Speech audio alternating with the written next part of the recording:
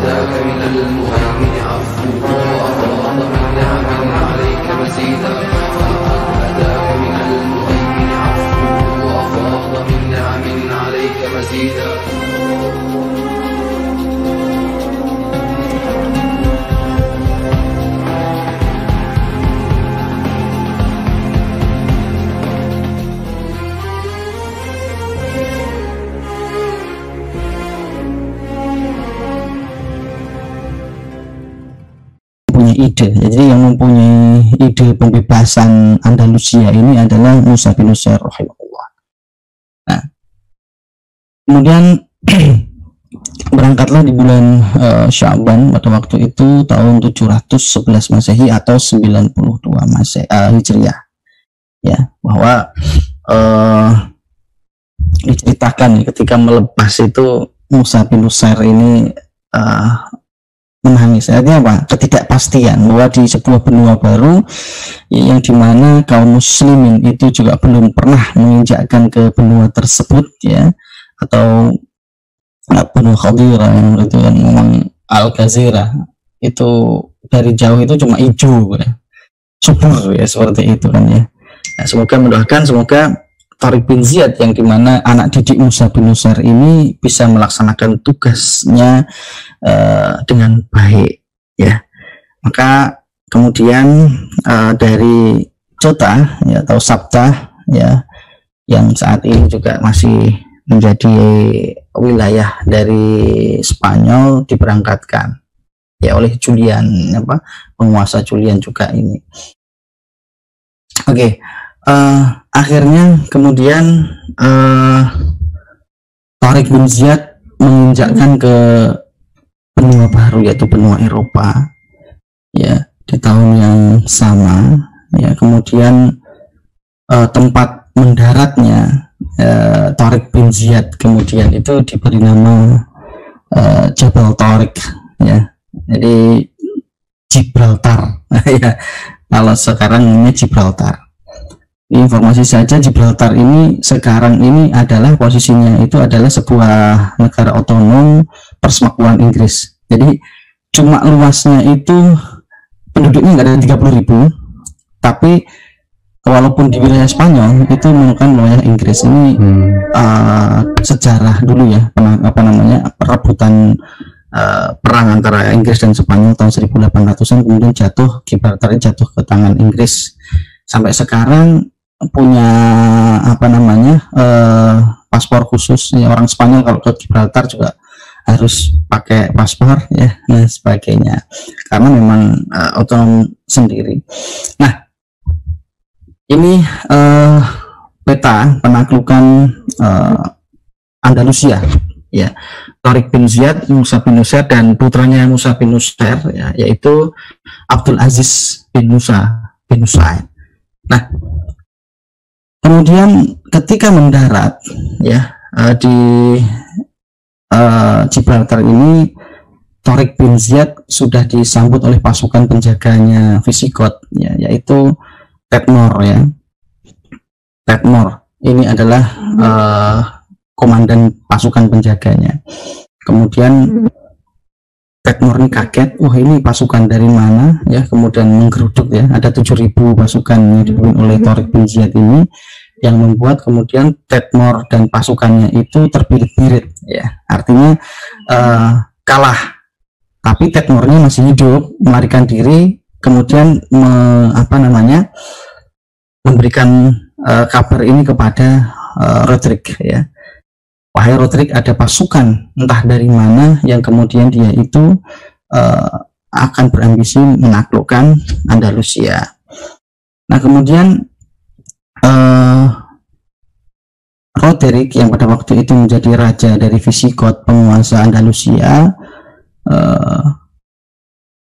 ya mengirimkan ya, sampai itu memberikan iring-iringan menyambut ya pasukan yang dipimpin oleh Tariq bin Ziyad ini, sudah seolah-olah itu sudah pede ya, penuh dengan kemenangan ya.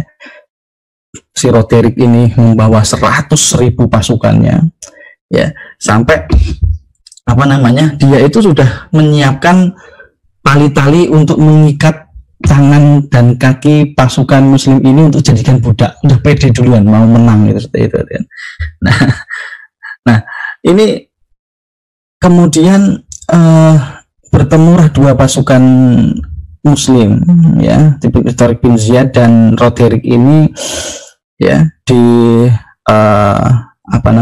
Wadi Laka kalau kita sebut, yaitu sebuah danau gitu ya, yang dimana dialiri oleh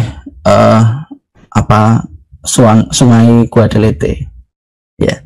Nah pada bulan Ramadan ya, bertempurlah antara pasukan Tariq bin Ziyad melawan Roderick selama 8 hari ya, berturut-turut ya. Pas Ramadan ini tanggal 28 Ramadan ya, di Lembah Barbate ya, perangnya itu nggak seimbang ya.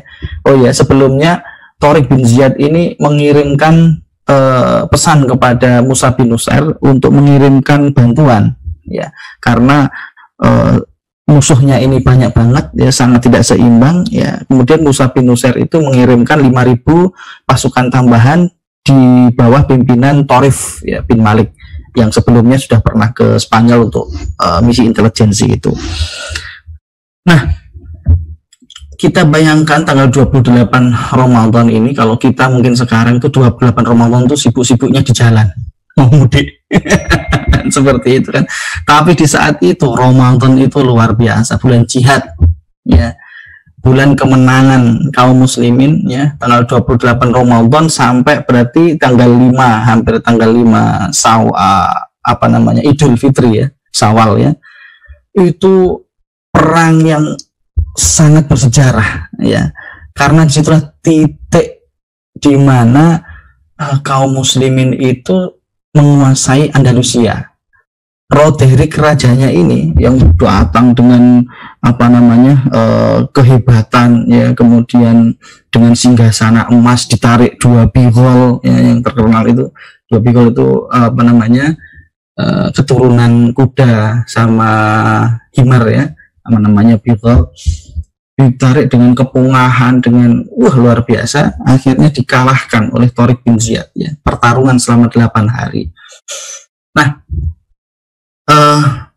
kemudian sampai Roderick ini tewas ya di sungai Guadalete. Ada yang sejarah yang sumber sejarah yang menyebutkan dia itu enggak tewas tapi masih hidup. Tapi setelah perang Suzunah atau perang Guadalete ini, Roderick sudah tidak pernah terdengar lagi namanya ya, udah kalah total ya, ataupun mati atau tidak itu nggak ada fungsinya, karena setelah itu juga Roderick ini nggak namanya sudah tidak terdengar lagi.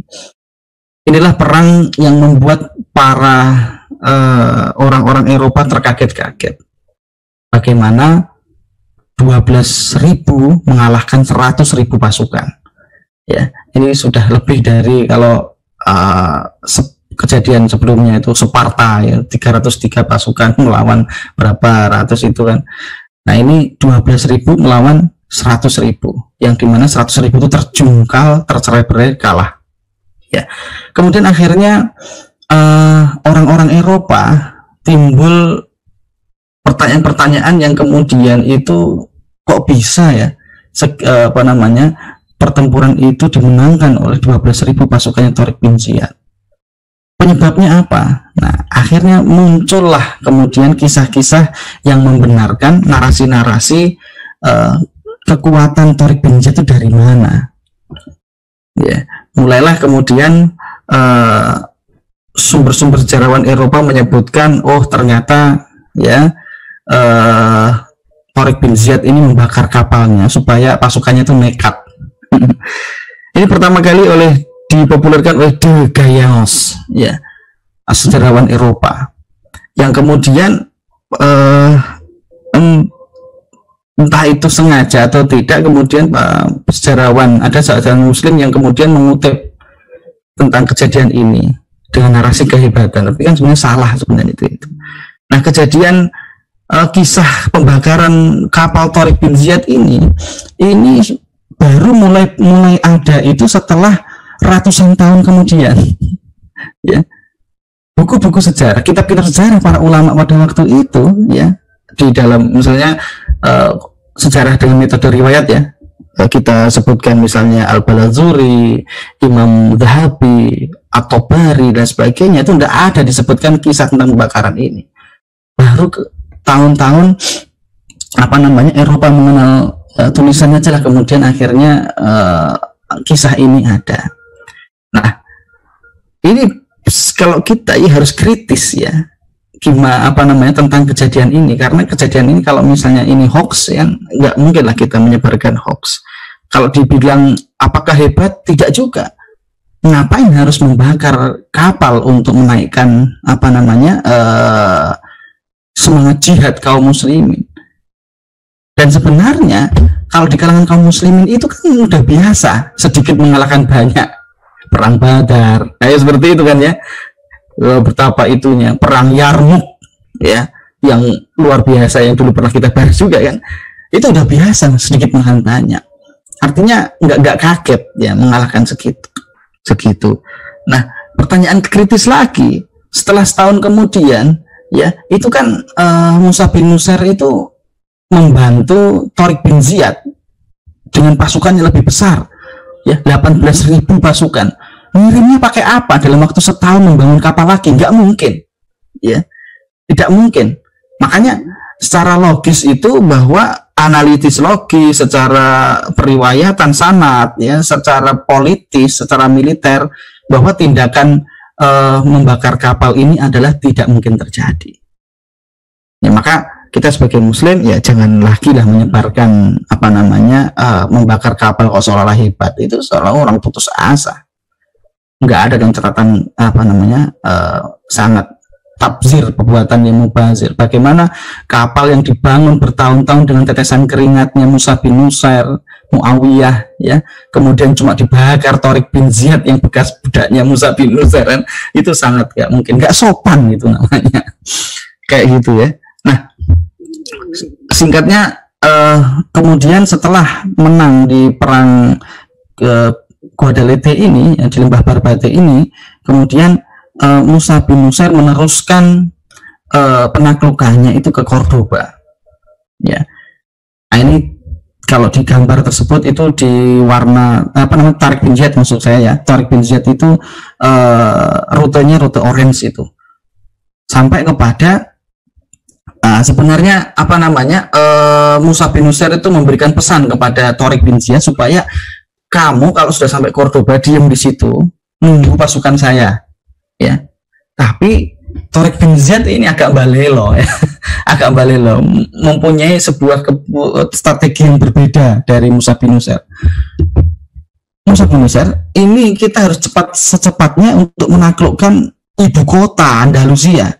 Kalau saya, ya, berdiam diri di Cordoba, jangan membiarkan mereka itu mempersiapkan diri, kan sudah nggak ada rajanya lagi, kan seperti itu.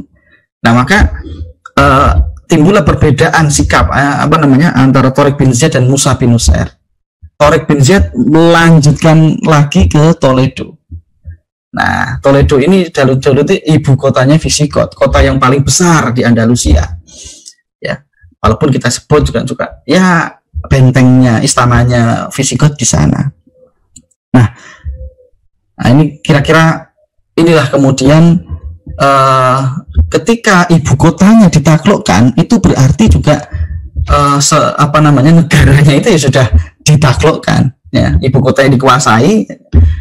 Ini nggak lama, 3 hari ya, perang, nggak ada perlawanan berarti Tariq bin Ziyad itu menguasai Toledo.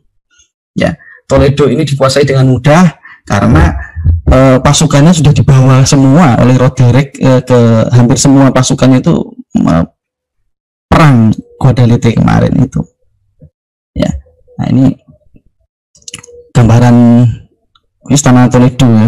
Ini sangat bagus sekali ya. Kalau kita perjalanan dari Madrid ke Toledo itu, nah di bawah itu pemukiman padat ya, itu di bawah. Nah itu ada wartawan yang cakep nih di sana. Ya. Nah ini di bawah itu Toledo itu sebenarnya kalau secara militer defensif itu sangat defense sekali. Kotanya itu tinggi, kemudian dikelilingi oleh sungai. Ya. Ini kota tua Toledo di sini. Tuh sungainya luar biasa. Ya. Oke, nanti. Nah, kemudian setahun kemudian Tariq bin Ziyad berdiam diri di Toledo, membangun masyarakat di sana. Ya. Kemudian Musa bin Nusair menyusul bersama putranya Abdul Aziz bin Musa bin Nusair melakukan penaklukan di kota yang belum ditaklukkan oleh Tariq bin Ziyad. Ya, Sevilla ditaklukkan. Ya, ini perjalanannya di garis biru itu. Ya, perjalanannya Musa bin Nusair, Sevilla, kemudian Merida, Seguela, kemudian bertemu kembali setahun kemudian di Toledo. Ya, Toledo sudah mapan. Ya, hukum Islam sudah terlaksana oleh Tariq bin Ziyad. Ya, kemudian bertemulah 2 sahabat dalam jihad ini di Toledo. Nah, dengan begitu de facto dan de jure Andalusia dikuasai oleh kaum muslimin. Ya, hanya waktu dalam 2 tahun seluruh Andalusia itu dikuasai. Ya, kemudian Tariq bin Ziyad setelah itu ke Leon, ya, kemudian bareng-bareng dengan Musa bin Nusair memimpin penaklukan selanjutnya, Tarazona, Zaragoza, dan Barcelona. Ya, ingat, Barcelona itu pernah menjadi bagian dari wilayah kaum muslimin selama hampir 50 tahun secara real. Ya, benar-benar diterapkan hukum Islam di Barcelona. Ya, jadi Messi jangan sombong ya. Oke. Ya, dia pernah menjadi ini, dan mungkin ya di satu masa itu nama-namanya itu di Spanyol itu ya namanya Sergio, namanya Ramos, itu agamanya Islam. Seperti itu ya. Nah, kemudian masuklah fase Al-Wulad. Ya, ini saya tunjukkan roadmap selama 800 tahun Islam di Andalusia itu memang terbagi-bagi ke dalam beberapa fase. Ya, fase Wulad itu adalah fase gubernur yang banyak selama 44 tahun. Artinya ini di bawah kekuasaan Khilafah Umayyah, Bani Umayyah. Ya. Kemudian setelah itu Umayyah jatuh, tapi Andalusia ya nanti ada penjelasannya dikuasai oleh fase Umayyah tapi Bani Umayyah ya. Nanti ada fase di situ Abdurrahman Ad-Dakhili yang kemudian melarikan diri dari pemberontakan pengalihan kekuasaan Abbasiyah, melarikan diri ke Andalusia, kemudian membangun apa yang sudah dibangun oleh kakek moyangnya di sana, melanjutkan selama 250 tahun. Ya, kemudian setelah itulah kemudian berangsur-angsur Andalusia itu mengalami penurunan, perpecahan, yaitu namanya fase muluk atau Waif. artinya kerajaan yang banyak. Setiap kota, bayangkan Andalusia itu terpecah menjadi 20 kerajaan kecil sampai 32, pernah itu menang 32. Nah, kemudian fase berikutnya fase Murabitun dan Muwahhidun. Murabitun itu gerakan Islam di Afrika yang kemudian dipanggil ke Andalusia untuk menyatukan kaum muslimin. Ya. Akhirnya terakhir itu adalah fasenya Bani Ahmar yang cuma kekuasaan cuma di Granada doang. Ya. Gitu ya. Nah, kita masuk ke fase wulat, ya. Bagaimana gubernur-gubernur yang tangguh dan mujahid ini melakukan pembebasan di Andalusia, melanjutkan visinya Tariq bin Ziyad. Oke, ketika Tariq bin Ziyad menguasai 2 tahun itu, kemudian Musa bin Nusair yang saat itu umurnya 72 tahun itu mau minta izin kepada Khalifah, gimana kalau kita menaklukkan Konstantinopel dari jalur darat? Karena sebelumnya dari jalur laut itu kan gagal terus. Tapi ini ditolak oleh Khalifah. Sudah, kamu diam di situ dulu, ya. Nikmati dulu, ya. Pasukanmu udah capek, ya. Kemudian supaya nggak neko-neko, Musa bin Nusa dan Tariq bin Ziyad itu dipanggil ke Damaskus, ke ibu kota. Udah, kamu istirahat dulu, kamu melakukan haji dulu lah, yang seperti itu kan. Ya, akhirnya nanti Musa bin Nusair dan Tariq bin Ziyad setelah ini itu tidak terdengar lagi, ya. Kemudian Musa bin Nusair itu syahid, meninggal, tapi meninggalnya bukan di pertempuran. Bayangkan selama hidupnya dia itu hidup di medan laga dan meninggalnya itu di ranjang, sama kayak Khalid bin Walid. Nah, kemudian diangkatlah setelah Tariq bin Ziyad, ya, jadi gubernur di Andalusia. Kemudian penggantinya ketika Musa bin Nusair dan Tariq bin Ziyad itu meninggalkan Andalusia adalah putranya Musa bin Nusair, yaitu Abdul Aziz bin Nusair, ya, bin Musa bin Nusair. Ya, ini kemudian fase mulat ini fase-fase yang fase wulat, fase gubernur ini adalah fase yang paling produktif, ya, melakukan pembebasan. Ya, di bawah kekhalifahan Umayyah ini fase yang paling produktif menghasilkan konversi dari orang Kristen ke Islam.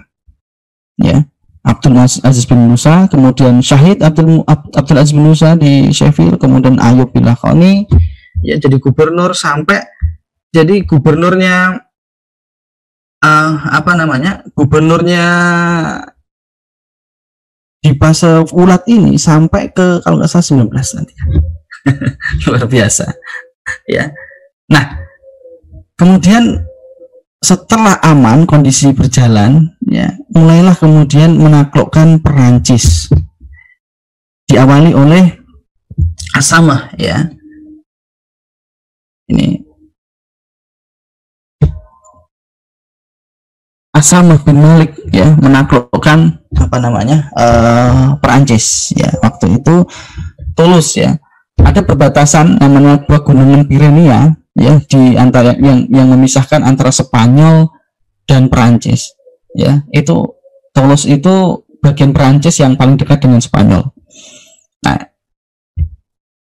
Asamah bin Malik menaklukkan Toulouse, ya, dan kemudian setelah itu beliau syahid, ya. Kemudian diganti oleh tahun 725 Masehi itu diganti oleh Anbasah bin Suhaim, ya, yang kemudian melanjutkan pembebasan tersebut sampai di Sens itu sekitar 30 kilo, ya, sebelah timurnya Paris, ya, 30 kilo, dekat sekali dengan Paris sudah, ya. Artinya 70% wilayah Perancis itu di bawah kekuasaan Umayyah pada waktu itu, ya. Nah, kemudian Anbasah juga syahid, ya, di pertempuran pembebasan di Perancis, ya. Kemudian akhirnya ditunjuk penggantinya yaitu Abdurrahman Al-Ghafiqi. Nah, antara 2 tahun terakhir sebelum Abdurrahman Al-Ghafiqi itu timbul perpecahan, ya, di kalangan kaum muslimin, yaitu mulai terbius dengan rasialis, ya, isu-isu rasialis. Antara siapa? Antara kaum muslimin yang suku Berber dengan suku Arab Yaman. Nah, itu perpecahan itu. Ya. Kemudian berhasil disatukan lagi oleh Abdurrahman Al-Ghafiqi. Nah, kemudian Abdurrahman Al-Ghafiqi melanjutkan pembebasan, ya, sampai kepada berada di wilayah yang paling pinggir dari Perancis, ya, yaitu Tours. Ya. Tours ini kota sebelah barat dayanya Perancis, timur ya. Timur mana itu, sebelah belakangnya sini. Nah, kerajaan Frank pada waktu itu, Charles Martel ini dipimpin oleh Charles Martel itu sangat jangan sampai kalau di Tours itu kalah, ya nanti Eropa itu bisa takluk semuanya oleh kaum muslimin. Maka Charles Martel ini meminta bantuan kepada Paus pada waktu itu, ya. Dan Paus menyerukan perang salib. Ini perang salib yang pertama, ya, artinya perang salib Eropa, ya. Ya, sebelumnya itu kan sudah berlangsung antara pertemuan antara Romawi sama kaum muslimin. Tapi disinilah bangkitnya mereka. Perang salib mulai, ya. Akhirnya terjadi perang di Tours dan Poitiers ini selama 10 hari. Ya, Suat Al-Kisah di dalam sebuah riwayat, Abdurrahman Al-Ghafiqi dan pasukannya itu awal-awalnya menang, ya, ada hari pertama, hari kedua, hari ketiga dan sebagainya. Namun ketika ada strategi yang dia itu menguasai istananya sudah kosong, ya, namun kesalahan kurang cermatnya, ya, karena memang pada waktu itu rekor kaum muslimin membawa pasukan sebanyak 50.000 itu sebelumnya belum ada. Agak ada rasa-rasa kesombongan, ya, kesombongan bahwa apa yang dia ada itu banyak. Akhirnya pasukan Abdurrahman Al-Ghafiqi terjebak dalam sebuah castle itu, yang kemudian itu dikepung oleh pasukannya Charles Martel. Ya, terjadilah pertempuran yang membuat banyak sekali kaum muslimin syahid di sini. Makanya itu disebut Biladus Syuhada, ya, artinya tempat para orang-orang syahid. Pertempuran Biladus Syuhada, karena banyak banget yang meninggal pada waktu itu, yang syahid, termasuk Abdurrahman Al-Ghafiqi, ya, kena panah di dadanya, akhirnya syahid. Inilah yang kemudian membuat para pasukan kaum muslimin itu turun mentalnya, ya, dan kemudian terjadilah kekalahan, ya, kaum muslimin. Nah, Abdurrahman Al-Ghafiqi kalah, ya. Kemudian dua gubernur setelahnya, yaitu Uqbah bin Al-Hajjaj, mengembalikan ghirah kaum muslimin untuk berjihad, ya, dan kemudian membebaskan kembali wilayah-wilayah Perancis yang dikuasai oleh Perancis, ya. Artinya sebelumnya itu dikuasai oleh kaum muslimin, karena Abdurrahman Al-Ghafiqi kemudian kalah, beberapa daerah dikuasai lagi oleh kaum orang-orang Perancis. Nah, ini Uqbah bin Al-Hajjaj ini memimpin penaklukan 7 kota-kota besar di Perancis, Bordeaux lah, sebagainya. Sampai kepada 1.000 orang pasukannya Perancis itu berhasil ditawan dan masuk Islam. Ini yang paling terkenal di dalam kisah sejarah, ya. Nah, sampai kepada Uqbah bin Nafi itu melebarkan penaklukannya itu ke daerah Italia, ya. Itu namanya daerah Piedmont, itu di wilayah Turin. Turin itu tahu Juventus, ya. Torino ya. Itu dulu wilayah kaum muslimin. Itu lagi, ya. Ya. Kemudian tapi di akhir fase wulat ini terjadi kemunduran, ya.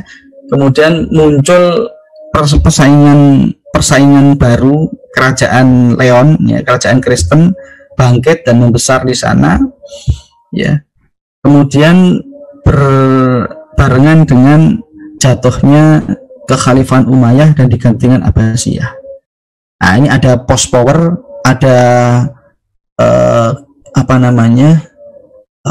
kehilangan kekuatan di sana sebelum Abdurrahman Ad-Dakhili menyatukan kembali nantinya, ya. berakhirlah fase Al-Wulad atau gubernur di bawah Umayyah di era ini. Alhamdulillah 30 menit sudah selesai. Wah, ini singkat padat dan jelas. Ya, seperti itu. Ustaz Supri ya, mungkin yang bisa kita sharing pada pagi ini. Ya, ini belum tuntas semua ya. Mungkin dibagi sesi selanjutnya Ustaz, nanti bagian beberapa. Mungkin kalau secara pembebasan wilayah ya, episode ini itu adalah wilayah yang paling luas Eropa ya, jadi mentok sampai Perancis sama sebelah pinggiran Italia, yaitu Turin, itu yang pernah dikuasai oleh kaum muslimin. Fase-fase selanjutnya itu fase-fase pembangunan ya, fase kegemilangan, sampai fase pertarungan dengan kerajaan-kerajaan kecil di Andalusia ya, Leon, Navarre ya, dan lain sebagainya, yang nantinya itulah kemudian dimulailah Reconquista, kebangkitan Kristen Eropa ya, yang beratus tahun melawan kaum muslimin, yang akhirnya nanti pada tahun 1200 itu berhasil menaklukkan Toledo, dan itulah masa-masa kemunduran kaum muslimin. Ya, itu. Ya, sebetulnya banyak yang ingin saya tanyakan, terutama terkait ini ya, terkait Andalus ya. Mungkin nanti di pekan selanjutnya ya Ustaz. Ya, baik. Terkait ini, terkait kesultanan-kesultanan atau tadi dikatakan kerajaan-kerajaan gitu ya, yang ada pada saat itu ya di Andalus, di Spanyol gitu. Saya baca di referensi sejarah itu memang ada seperti apa ya, seperti kekuasaan yang terpisah dari khalifah ya. Apakah benar itu Ustaz? Ya, jadi ketika Umayyah runtuh ya, Andalusia ini sudah tidak di bawah Abbasiyah gitu ya. Jadi ya, itu. Abdurrahman Ad-Dakhili ketika ke Andalusia itu membangun Andalusia, tapi dia tidak menyebut khalifah ya, berdiri Abbasiyah ya di Irak, di Baghdad, kemudian berdiri pula kekuasaan Islam di Andalusia di bawah Abdurrahman Ad-Dakhili. Namun nantinya ketika Abbasiyah itu sudah lemah dan Andalusia sudah merasakan lebih kuat dari Baghdad, nanti di masa Abdurrahman An-Nasir kedua itu mengangkat diri sebagai khalifah. Nah, inilah kemudian kita sebut sebagai fase kekhalifahan Umayyah yang kedua. Ya memang ini fakta sejarah. Jadi kaum muslimin itu ya tidak selamanya lurus jadi satu kepemimpinan, enggak. Ya, pada fase Umayyah yang selama 250 tahun ini memang Andalusia itu independen, berdiri sendiri ya, tidak bersama di bawah, tidak takluk di bawah Abbasiyah. Nah, di fase ini kan lahir fikih-fikih. Gimana nih hukumnya ini? Ya, Imam Ar-Romain ya, kemudian para ulama pada waktu itu kan di dalam kitab-kitab yang Turatnya ini yang kita baca itu kan haram, walaupun ada yang membolehkan, tapi itu mengharamkan ya, mengharamkan tindakannya Abdurrahman Ad-Dakhil dan para orang-orang di bawahnya nantinya. Iya. Kadang-kadang sejarah itu memang karena itu sejarah tidak boleh menjadi sumber hukum karena itulah. Ya baik, mudah-mudahan di kesempatan yang lain bisa lebih diulas lagi Ustadz, mudah-mudahan ya. Terima kasih Ustadz Pompi ya, Masya Allah ya, saya sebetulnya sangat penasaran ya terkait Andalus ya, terkait penaklukan di bawah Tariq bin Ziyad dan Musa an-Nusairi ini, Masya Allah ya. Mungkin di kesempatan yang lain ada yang ingin disampaikan sebagai penutup Ustadz? Oke, jadi saya menarik sekali apa yang disampaikan oleh Ibnu Khaldun ya, ketika membahas sebuah naik turunnya peradaban. ini memang beliau ini meneliti dari sejarah ya, kemudian disimpulkan dan memang demikian ya. Kemudian fase perintis, kemudian pembangun, penikmat, penghancur, ada 4 ya, fase di situ. Ini bisa kita lihat di Andalusia nantinya ya. Beberapa kali ketika misalnya di fase Al-Wulad ini perintis ya, kemudian fase Umayyah itu setiap 100 tahun itu ada fase-fasenya ya. Yang terakhir tuh fase yang memalukan bagi kaum muslimin, fase Bani Amhar kala Muhammad kedua ya, apa namanya, kita sebut sultannya lah ya, karena wilayah pada waktu itu ya tahun 1500 itu sudah cuma Granada doang. Itu berkhianat kepada kaum muslimin, menyerahkan kaum muslimin ya, leher-leher kaum muslimin kepada Nasrani si Spanyol, Isabella. Setelah itulah kemudian kaum muslimin di sana itu hidup dalam teror ya. Bayangkan 800 tahun menguasai, tapi setelah itu menjadi minoritas, bahkan tidak ada lagi. Kita sangat jarang sekali menemui kaum muslimin di Spanyol pada saat itu, saat ini ya.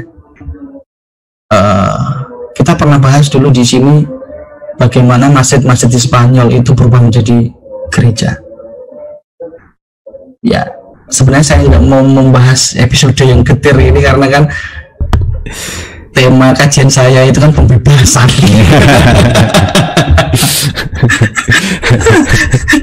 Tapi itulah sejarah ya, kadang tertawa kadang menangis. Insya Allah saya apa namanya, tugasnya itu memberikan bisyarah saja ya, kabar gembira saja. Gitu ya.